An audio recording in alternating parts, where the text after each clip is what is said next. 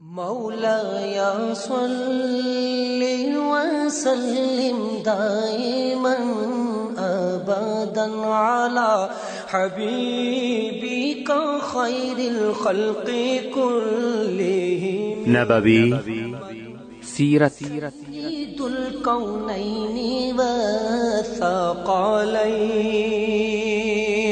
محمد په دې خبرونه کې به تاسو ته د رسول الله صلی الله علیه وسلم د ژوند حالات په تفصیل سره وړاندې شي.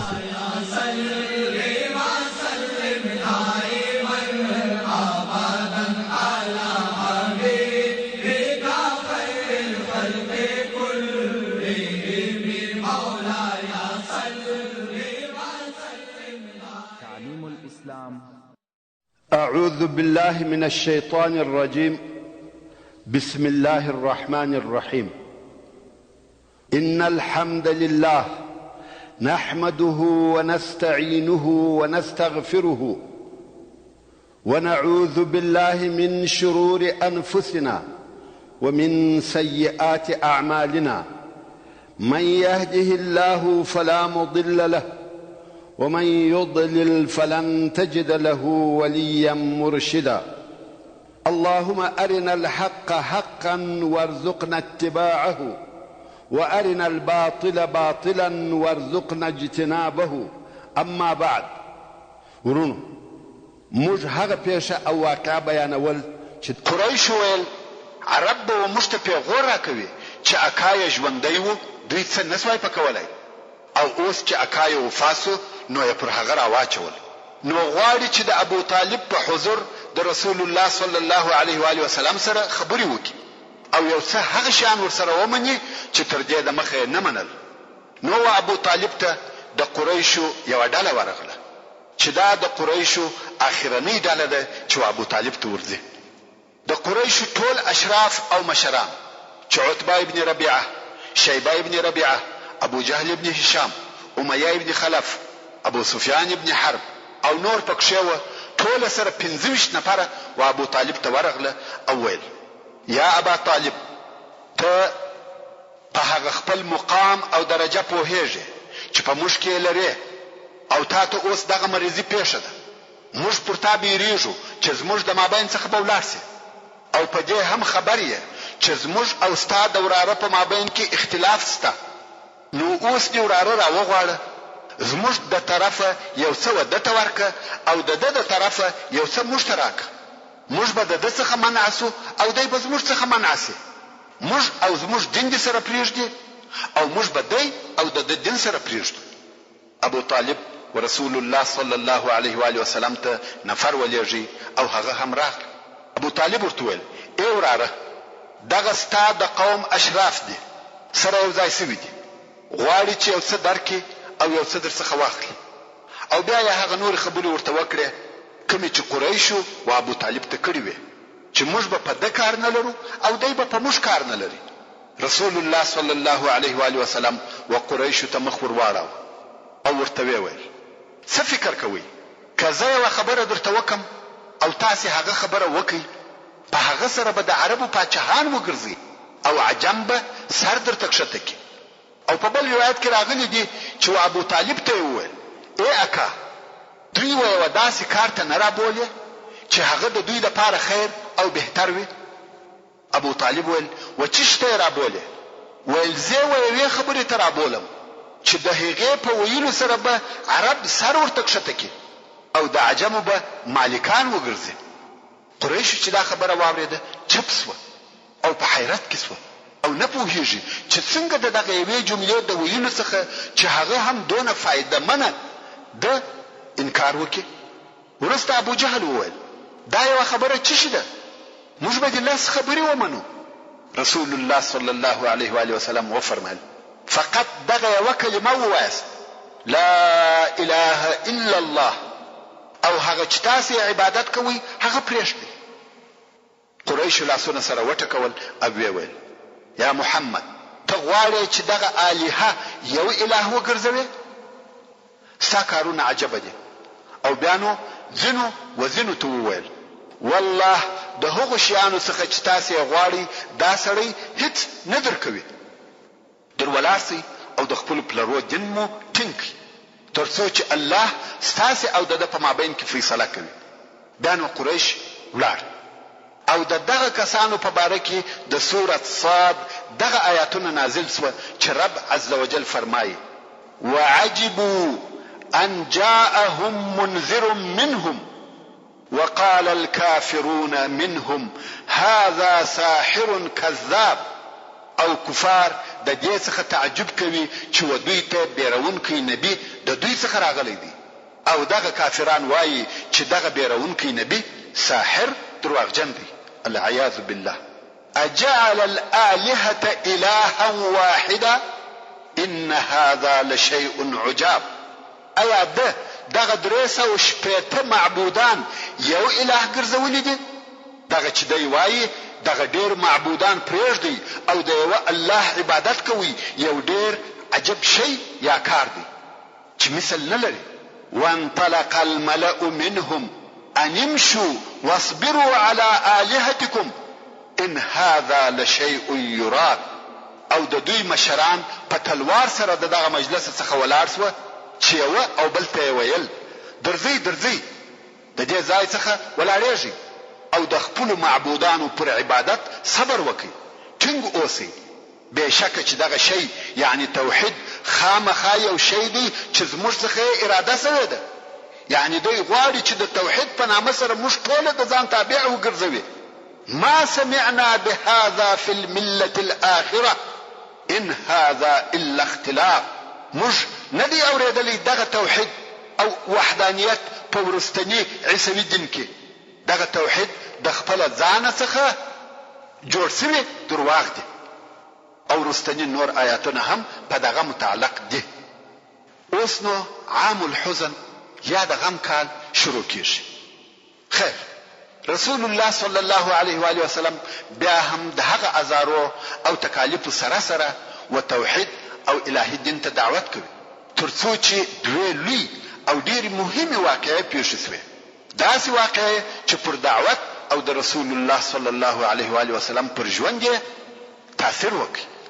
اول د رسول الله صلی الله علیه و آله وسلم د مهربانه خواخوږي او حمایه کوونکي اکا ابو طالب وفات.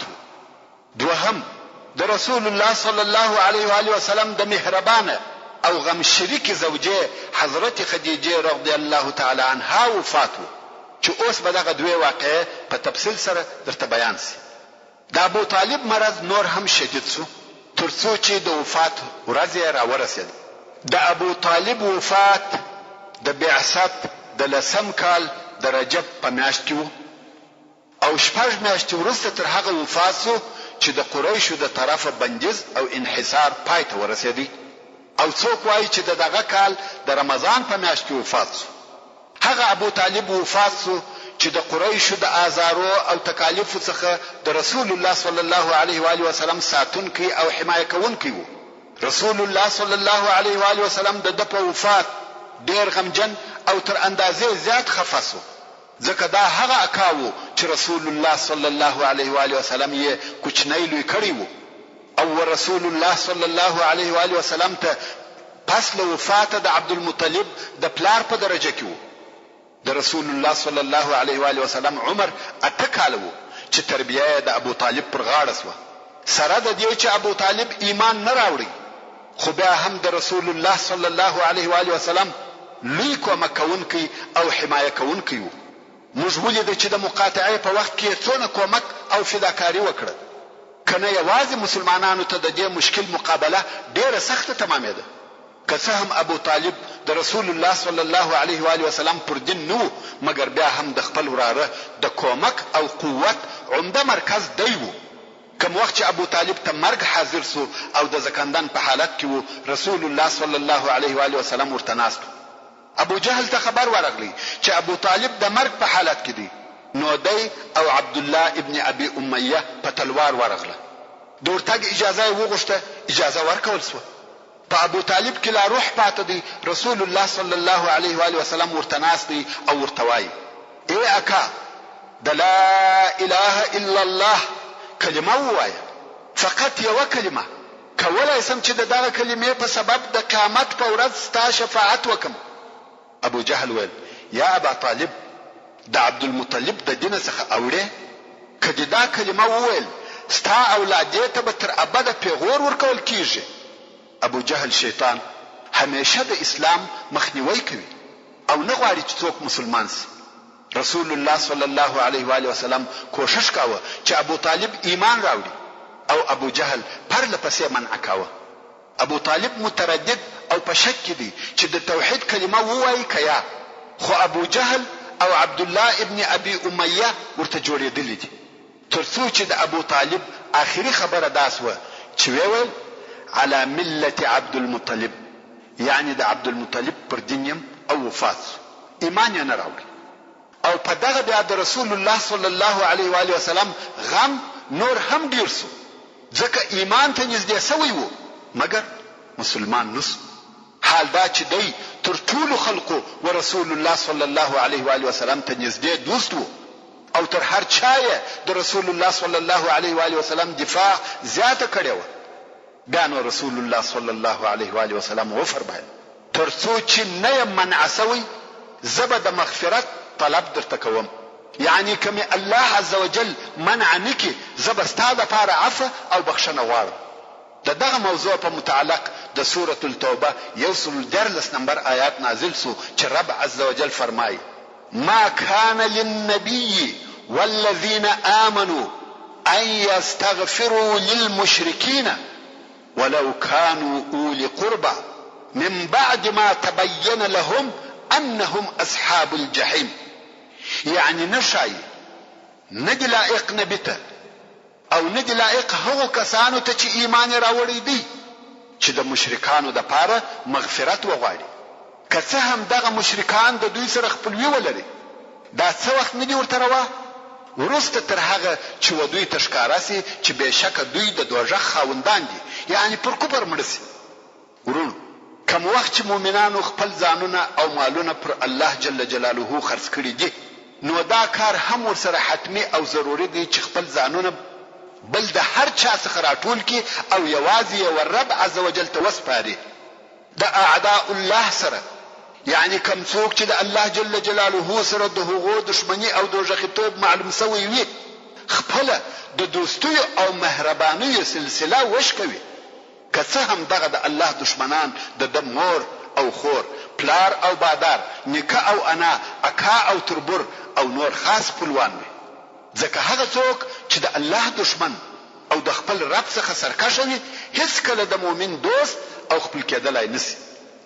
نو د هر هغه چا په باره کې چې داسې معلومات حاصل سي چې په یقیني ډول سره دوژخي دی، اوس نو دا معلومات که په وحی سره وي او یا هغه څوک په ښکاره سره پر کفر او شرک مړ سي، د دوی دپاره د بخښنې او مغفرت غوښتنه منع ده. یوه خاصه خبرتیا ورونو، د رسول الله صلی الله علیه و آله وسلم د والدینو په باره کې د اسلامي علماو اقوال ډېر فرق سره لري. ځینو د دوی پر ایمان او نجات خاصې رسالې لیکلي دي او ځینو د حدیثو شرح کوونکو محدثانه او متکلمانه بحثونه کړي دي. خو د احتیاط او سلامتی ښه او بهتره لار دا ده چې په دغه مسئله کې څوک چپ پاتې سي او په داسې دقیقو بحثو کې د څېړلو څخه ځان وساتي. د داسې مسائلو حقیقت یوازې الله جل جلاله ته معلوم دی او هغه عادل رب په ښه ډول سره د ټولو موضوعاتو فیصله کوونکی دی. او بیا هم د دغه موضوع په باره کې د الله عز وجل دا قول نازل سو چې د سورة القصص په 55 نمبر آیات کې فرمایي انک لا تهدی من احببت ولكن الله يهدي من يشاء.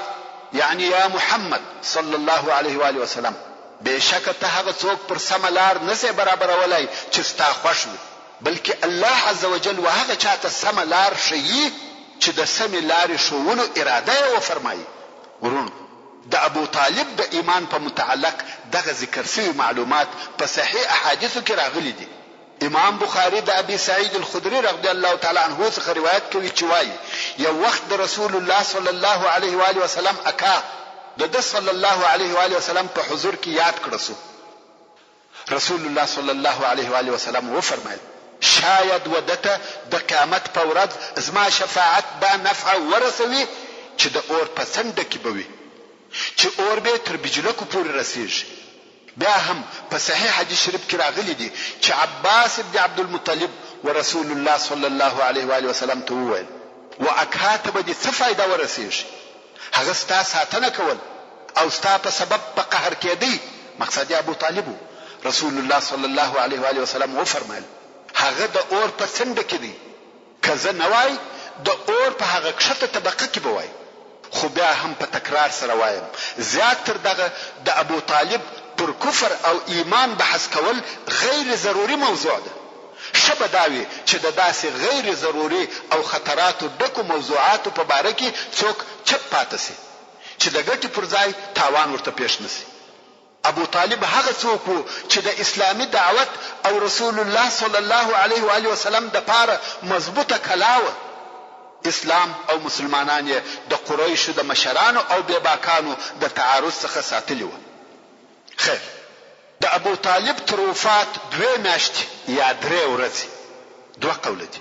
ورسته ام المؤمنین خدیجه الکبرى رضی الله تعالی عنها وفات. د دې د وفات په تاریخ کې 2 قوله دي.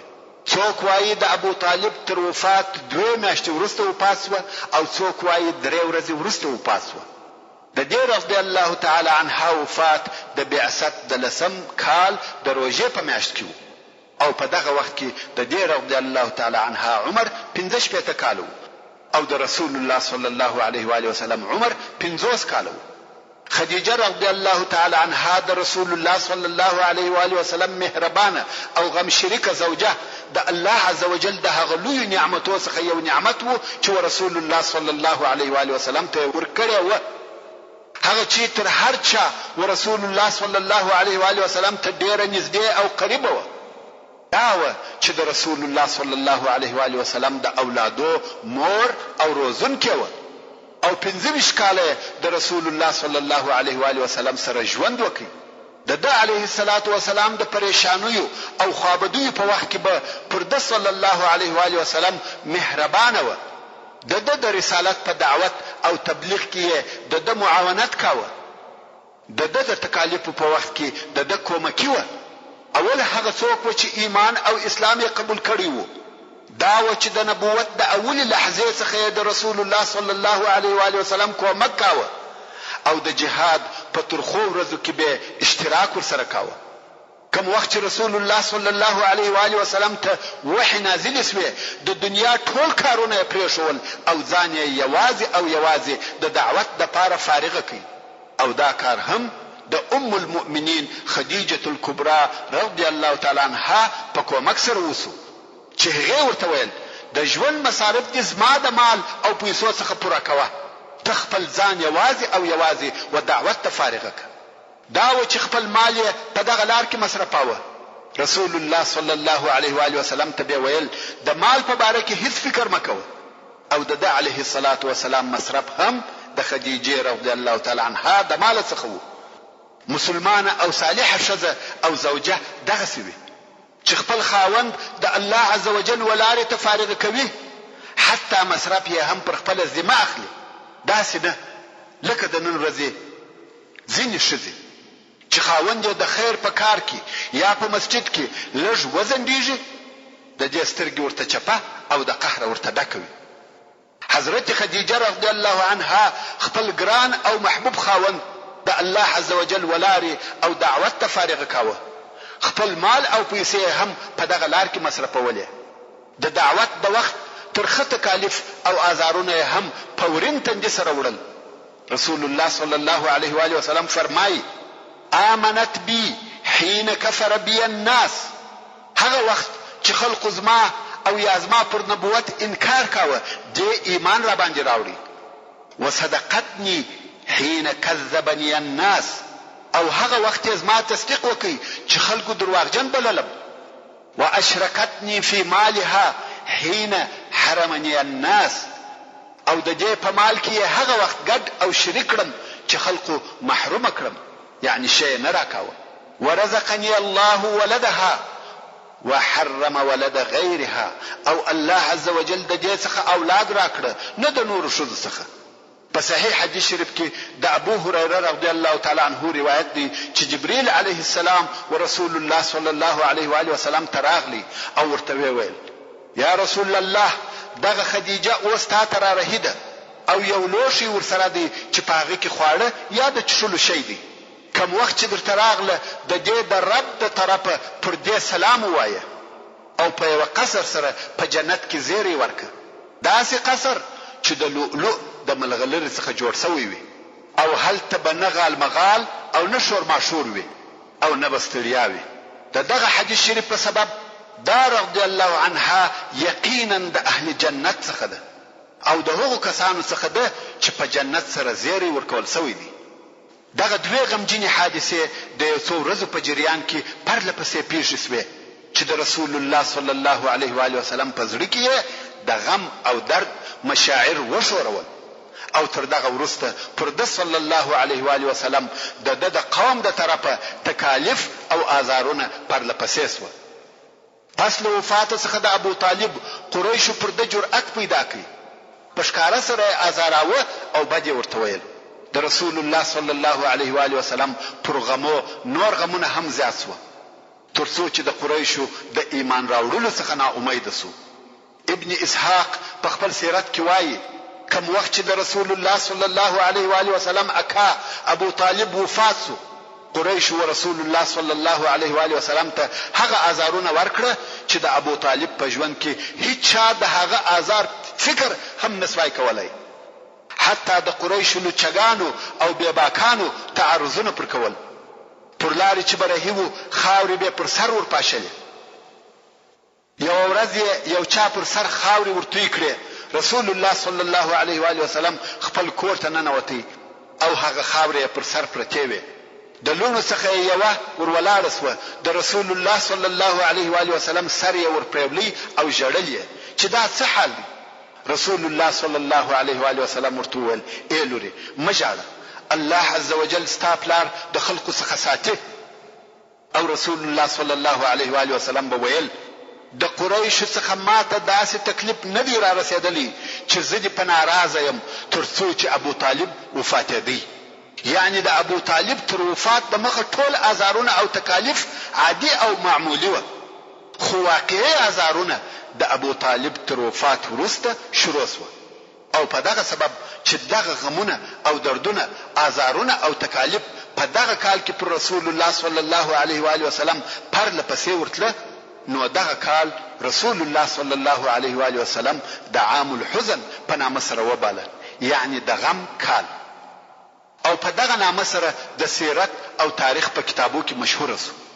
دلته وایي تفسیرات ته ضرورت شته.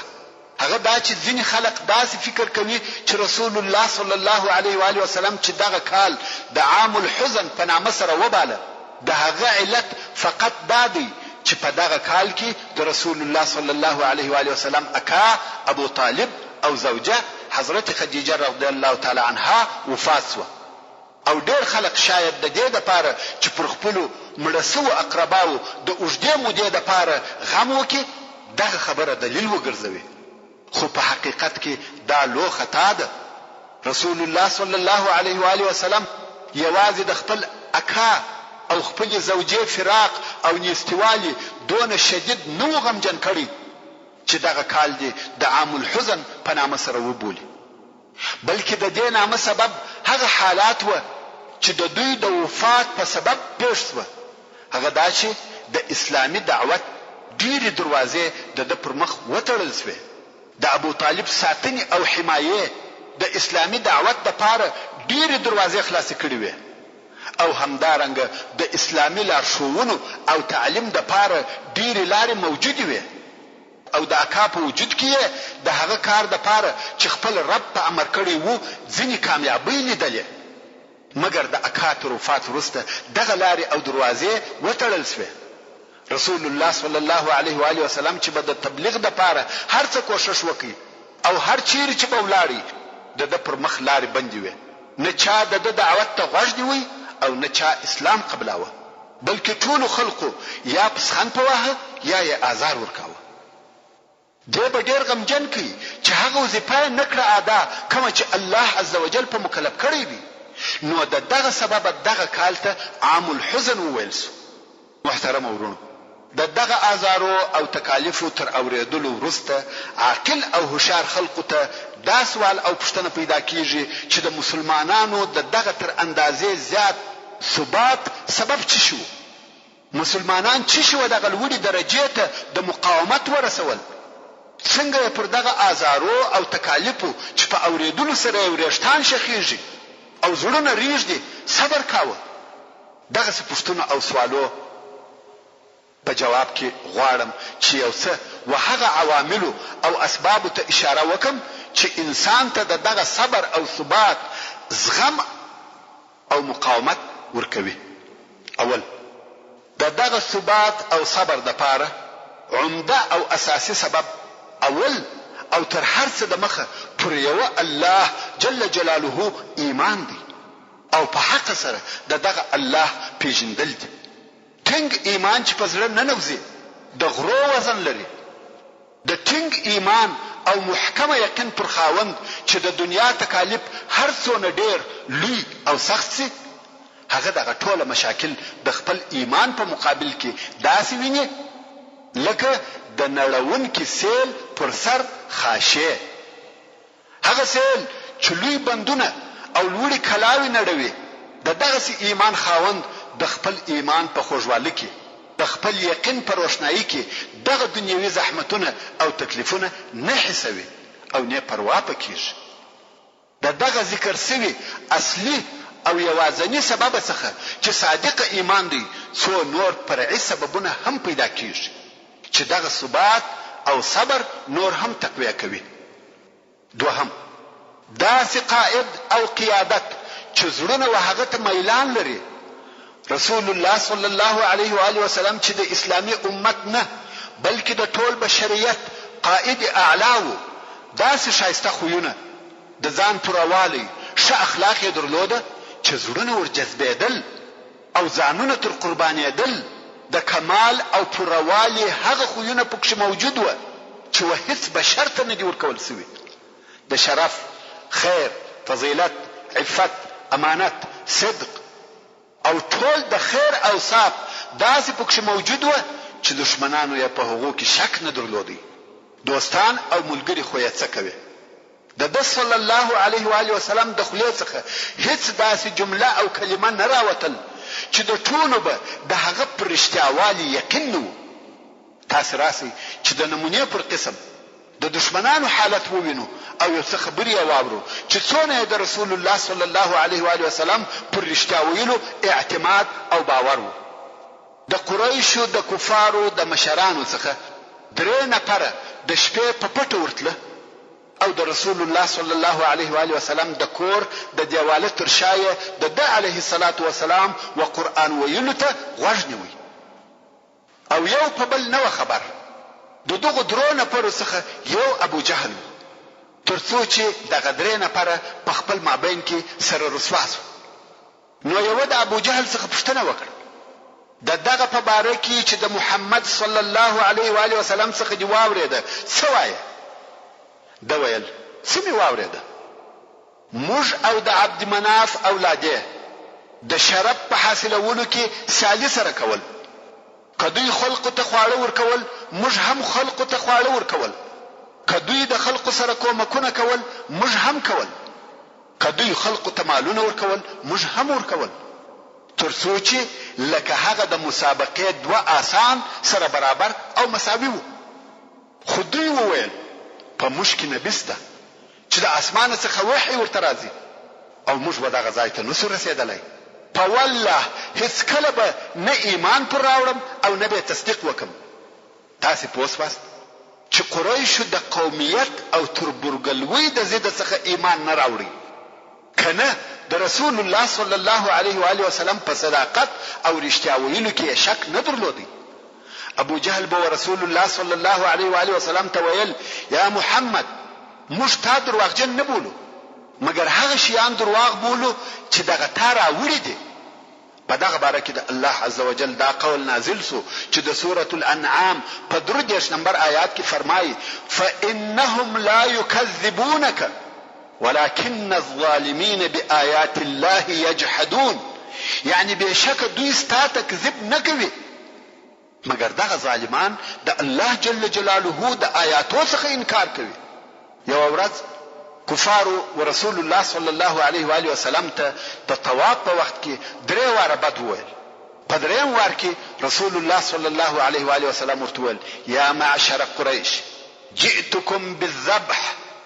اې د قریش ډلې ستاسې د حلالولو دپاره راغلی دغه خبرې د بیرې څخه هغه څوک چې ډېر دشمن وو په زاریو شروع وکړه. دا ولې؟ ځکه رسول الله صلی الله علیه و آله وسلم صادق الامین وو. د کفارو او دشمنانو یې د ده پر هر خبره یقین وو. کوم وخت چې رسول الله صلی الله علیه و آله وسلم پر سجده وو او کفارو د ده علیه الصلاة والسلام پر سر هغه د اوښ د نس شیان ورکښېښول او بیا یې دونه خندل چې ځانونه یې نسوای ټینګولی. خو چې رسول الله صلی الله علیه و آله وسلم یوه شرا ورته وکړه د کفارو خندا خو ورکه سوه بلکې پر ټولو غم او پریشاني ښکاره سوه او دا یې یقین سو چې دوی هلاکیږي او بیا هلاک هم سوه. او رسول الله صلی الله علیه و آله وسلم وعتیبه ابن ابي لهب ته شرا وکړه. د هغه همیشه دا یقین وو چې د رسول الله صلی الله علیه و آله وسلم د شرا مطابق شی به راته پیښیږي. او کم وخت چې په شام کې زمری ولیدي ویل والله محمد مړ کړم او دی په مکه کې دی. او ابی ابن خلف چې رسول الله صلی الله علیه و آله وسلم ته په وجلو سره وعده ورکول او ورته ویل به چې زه دې وژنم. یو ورځ رسول الله صلی الله علیه و آله وسلم ورته ویل بلکې زه تا وژنم ان شاء الله. کم وخت چې ابی د احد په ورځ ډېر لږ زخمي سو زموږ په اصطلاح وګژول سو. ابی ویل محمد ما ته په مکه کې ویل زه دې وژنم والله که پر ما ناړې هم توکي مړ به مې کې. دا قصه به وروسته په تفصیل سره راسي ان شاء الله.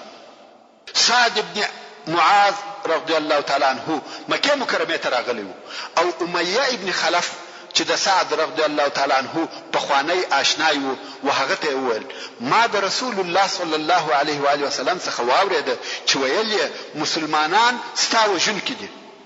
امیه ابن خلف ډېر وبېرېدی او د ځان سره دا عهد وکړي چې هیڅکله به د مکې څخه نه وځم. او کوم وخت چې ابو جهل د بدر په ورځ ورته راغلی چې ځان تیار کړ چې ځو نو د په مکه مکرمه کې هغه تر ټولو ښه اوښ رانیوی.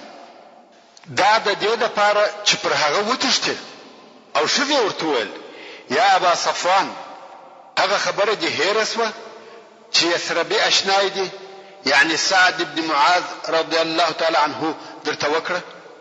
امیه ابن خلف ویل یا والله نه مې ده هیره زه نه غواړم چې د دوی سره ووځم. ورونو دا د رسول الله صلی الله علیه و آله وسلم د دشمنانو او منکرانو حال وو مګر ملګری او اصحاب یې وهغو ته داسې وو لکه روح په بدن کې د هغو په زړو او سترګو کې یې ځای نیولی وو.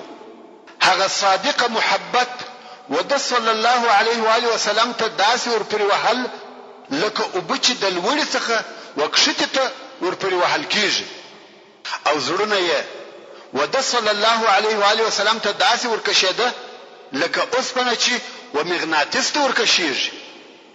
د دغه حب او محبت ښکاره اثر دا و چې اصحاب کرام په دې راضي وه چې د دوی غاړې دې ووهل سي او د رسول الله صلی الله علیه و آله وسلم دې یو نوک نه ګژل کېږي او یو زوز دې نه پجګېږي.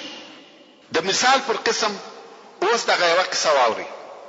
یوه ورځ رسول الله صلی الله علیه و آله وسلم د کعبې شریفې سره وو چې مشرکان شاوخوا پر راوګرځېدل. یو یې د یوې خوا پرې وهي بل یې د بلې خوا پرې وهي یو سکر کوي یو بدو پوچ ورته وایي. په دغه حال کې و ابو بکر صدیق رضی الله تعالی عنه ته ورنارې کړه سوه چې یا ابا بکر و ملګري ته دې ځان ورسوه. ابو بکر صدیق رضی الله تعالی عنه هم په ډېر تلوار راغلی او د خلقو په مابین ورننوتی. خلقو رسول الله صلی الله علیه و آله وسلم پریښاوه پر ابو بکر صدیق رضی الله تعالی عنه یې راواچول ډېر سخت وهل یې ورکړل، خلق پکښې کې غورځېده. عتبه ابن ربیعه ورنږدې سو، د ابوبکر رضی الله تعالی عنه پر ځګر کښېنستی او خپله چوټه یې ورته ونیول، پر مخ مخ یې په وهي، تر داسې اندازې مخ وپړسېدی چې پزه یې په مخ کې نه معلومېده. د هغه وخت چوټې وې د میخو ډکې او هره یوه یې 2 کیلو کېده، تر څو چې ابوبکر صدیق رضی الله تعالی عنه بېهوشه او بېسده سو، پروت دی. بیا نو بني تمیم چې د ابوبکر رضی الله تعالی عنه قبیله وه، ابوبکر رضی الله تعالی عنه په پټو کې واخیستی او د ده رضی الله تعالی عنه کور ته یې یووړی، او د ده په مرګ کې چا شک نه درلودی. خو ده د ورځې په آخر کې خبرې وکړې، او اوله خبره یې دا وه رسول الله صلی الله علیه و آله وسلم څنګه دی. حاضرونو خبره واړول او بیا د ده رضی الله تعالی عنه و مور ته چې ام الخیر ورته ویل کېده ور ولاړ سوه، ویل د خوړلو یا چښلو یو شی ورک. مور چې ورته راغله او ورسره یوازې سوه، ابوبکر صدیق رضی الله تعالی عنه دغه وایي رسول الله صلی الله علیه و آله وسلم څنګه دی او څه وکړه. مور یې ویل والله ستا په صاحب او ملګري نیم خبره. ابوبکر رضی الله تعالی عنه ویل و ام جمیل بنت الخطاب ته ورسه او د رسول الله صلی الله علیه و آله وسلم د حال پوښتنه ځینې وکړه. د ابوبکر رضی الله تعالی عنه مور و ام جمیل ته ورغله. ام جمیل فاطمه بنت الخطاب ده. او ویل ابوبکر د محمد ابن عبد الله د حال پوښتنه درڅخه کوي. ام جمیل ویل نه ابوبکر پیژنم نه محمد ابن عبد الله، او که دې خوښه وي چې ستا زوی ته در سره ولاړه سم ولاړه به سم. هغې ویل هو راځه. ام جمیل چې فاطمه بنت الخطاب او د عمر رضی الله تعالی عنه خور ده او د اسلام قصه د مخه تیره سوه، د ابوبکر رضی الله تعالی عنه د مور سره و ابوبکر ته ورغله. ویلې ده چې ابوبکر رضی الله تعالی عنه ټپي او زخمي پروت دی. دا ورنږدې سوه او په چوغه یې نارې کړه، ویل والله هغه قوم چې ستا سره دا کار کړی دی هغه د فسق او کفر اهل دی، او زه دا امید لرم چې الله عز وجل به ستا بدله او انتقام د هغو څخه واخلي. ابوبکر رضی الله تعالی عنه ویل د رسول الله صلی الله علیه و آله وسلم څه حال دی او څنګه دی. ام جمیل ویل دا ستا مور یې اوري. ابوبکر رضی الله تعالی عنه ویل پروا نه لري، کوم ممانعت نشته. ام جمیل ویل هغه جوړ او روغ دی. ویل هغه چیرې دی؟ ویل د ابن الارقم په کور کې دی. ابوبکر رضی الله تعالی عنه ویل والله نه به خواړه وخورم او نه به شی وچښم تر څو چې رسول الله صلی الله علیه و آله وسلم ته ورنسم. هغه ویل ته لږ وخت انتظار وکړه چې ته یو څه آرام سې او خلق کورو ته ولاړ سي. ام جمیل وایي پس له څه وخته چې خلق کورو ته ولاړه، ابوبکر رضی الله تعالی عنه مو په داسې حال کې راویستی چې زموږ په مابین کې وو او پر موږ یې تکیه کول، او رسول الله صلی الله علیه و آله وسلم ته مو وروستی. دغسې د حب او فداکارۍ قصې به ډېرې په دې کې ووینئ، خاصتا هغه چې د احد په ورځ او نورې پیښې سوي دي. دریم، د مسؤلیت احساس. اصحاب کرام پوره پوهېده چې د بشر پر غاړه ډېر لوی او عظیم مسؤلیت پروت دی، او دا ممکنه نه ده چې څوک دې د دغه مسؤلیت څخه په هیڅ حال کې ځان ګوښه او خلاص کړي، ځکه هغه خطرناک عواقب چې دغه مسؤلیت څخه د تیښتې او بې پروایي په حالت کې پیښیږي تر دغه اوسني تکالیفو ډېر لوی او ډېر زیات ضررمند دي. او هغه تاوان چې د مسؤلیت د نه حسولو په حالت کې ودی او ټول بشریت ته پیښیږي په هیڅ ډول دغه اوسني تکالیفو او مشکلاتو سره نشي قیاسېدلی. نو ځکه دغه تکالیف او آزارونه قبلول نه د مسؤلیت څخه تیښته. څلورم، ایمان پر آخرت. ایمان پر آخرت هغه شی دی چې د مسؤلیت احساس قوي کوي. د اصحاب کرامو دا پوره یقین وو چې دوی د الله عز وجل په حضور کې دریږي او د دوی د اعمالو که لږ وي که ډېر، که لوی وي که کوچني، حساب ورسره کیږي، او تر حساب وروسته یا به د جنت و همیشني نعمتو ته ځي یا به د دوزخ په اور کې و همیشنی عذاب ته. نو ځکه دوی خپل عمر د بیر او امید په مابین کې تیراوه، د الله عزوجل د رحمت په امید و او د الله عزوجل د عذاب څخه بیریده. الله عزوجل د سورة المؤمنون په 8 نمبر آیات کې فرمایي: والذین یؤتون ما اتوا وقلوبهم وجلة انهم الى ربهم راجعون. یعنی هغه کسان چې ورکوي هر هغه شی چې دوی ورکړي دي، که زکات وي که خیرات، په داسې حال کې ورکوي چې د دوی زړونه د نه قبلېدو څخه بیریدونکي وي چې بېشکه دوی خپل رب ته ورتلونکي دي. او اصحاب کرام په دې پوهېده چې دا دنیا د خپلو ټولو عذابو او نعمتو سره د آخرت په مقابل کې د غماشي د وزر قیمت او اهمیت نه لري. دغه پوهی او یقین پر دوی د دنیا مشقتونه او تکلیفونه دونه سپکول چې په دغه عذابو او ازارو یې هیڅ پروا نه کېده.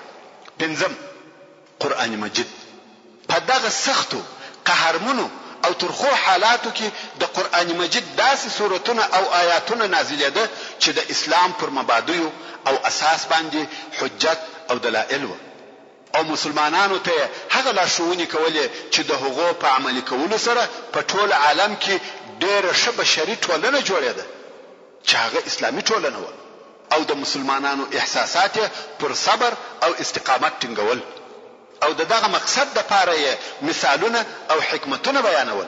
د مثال پر ډول الله جل جلاله د سورة البقره په 214 نمبر آیات کې فرمایي: ام حسبتم ان تدخلوا الجنة ولما يأتكم مثل الذين خلوا من قبلكم مستهم البأساء والضراء وزلزلوا حتى يقول الرسول والذين آمنوا معه متى نصر الله الا ان نصر الله قریب.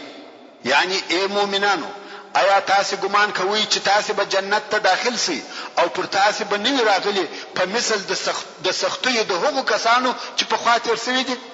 پر هغو تکالیف او سختی راغلي و، لوږه او مسکنت، ازارونه او تکلیفونه ورته پیښ و، تر داسې اندازې چې هم به هغه د دوی رسول او هم هغه کسانو چې د سره به ایمان راوړي وو ویل به د الله نصرت به کله وي؟ الله جل جلاله د دوی په جواب کې فرمایي: خبر اوسئ چې مؤمنانو ته د الله نصرت قریب او نږدې دی. دا و مسلمانانو ته ارشاد وو چې آیا تاسو امید لرئ چې جنت ته داخل سئ؟ حال دا چې هغه تکلیفونه او آزارونه چې په خوانیو امتو ته پیښ شوي دي تاسو ته به نه پیښیږي. او بیا هم د سورة العنکبوت په اولو 3 آیاتو کې الله جل جلاله فرمایي: الف لام میم احسب الناس ان يتركوا ان يقولوا آمنا وهم لا يفتنون. ایا خلق د دې ګمان کوي چې دوی به پر دغه پریښول سي چې وایي موږ ایمان راوړی دي او دوی د امتحان نکړسي؟ ولقد فتنا الذين من قبلهم فليعلمن الله الذين صدقوا وليعلمن الكاذبين. یعنی په تحقیق موږ امتحان کړی دي هغه کسان چې تر دوی د مخه، پس خامخا به الله جل جلاله په علم ظاهري سره هغه کسان معلوم کړي چې په خپل ایمان کې صادق دي، او خامخا به هغه کسان په علم ظاهري سره معلوم کړي چې دروغجنان دي. دغه قرآنی آیاتو او مفاهیمو مسلمانان و بل عالم ته نقلول، د کون او کائنات مشاهد یې پلیده، د الله عزوجل د ربوبیت جمال او د الوهیت کمال یې پلیدي، د الهی رحمت او مهربانیو آثار یې پلیده، او د جنت هغه نعمتونه ورته بیانول چې د هغو د حاصلولو لپاره هیڅ تکلیف نه معلومه دي. د دغه آیاتو په جریان کې مسلمانانو ته په الهی رحمت او نعمتو، په جنت او په الهی رضا سره زیری ورکول کېده، او په عین حال کې د دوی د ظالمو دشمنانو او سرکشه کفارو د محاکمه حالات بیانېده چې بیا پس له محاکمه څخه پورمخې د دوزخ و اور ته کشول کیږي او ورته ویل کیږي: ذوقوا مس سقر. یعنی د دوزخ د عذاب خوند وګورئ.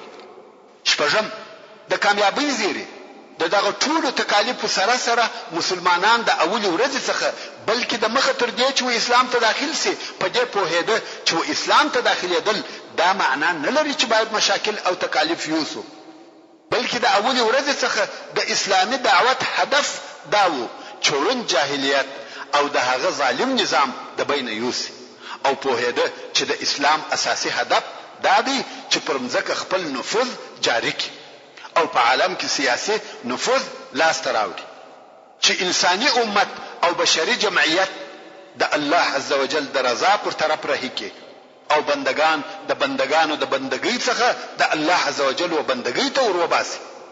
او د قرآن مجید دغه د کامیابی زیری ځینې وختونه په صراحت او ځینې وختونه په کنایه سره مسلمانانو ته نازلېده. دغه د سختیو په ژوند او آزارو په وختو کې چې مځکه پر مسلمانانو تنګه شوې وه او قریبه وه چې د دوی د ژوند ورځې پای او آخر ته ورسوي، هغه آیاتونه نازلېده چې د پخوانیو انبیاو او د دوی د قومو حالات پکښې بیانېده.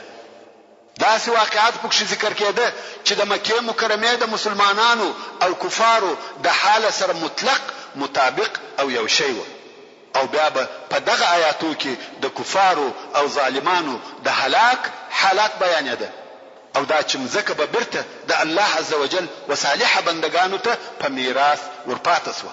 محترم ورونو، زموږ د بحث پاتې حصه به ان شاء الله تعالی په راتلونکي کې واورئ.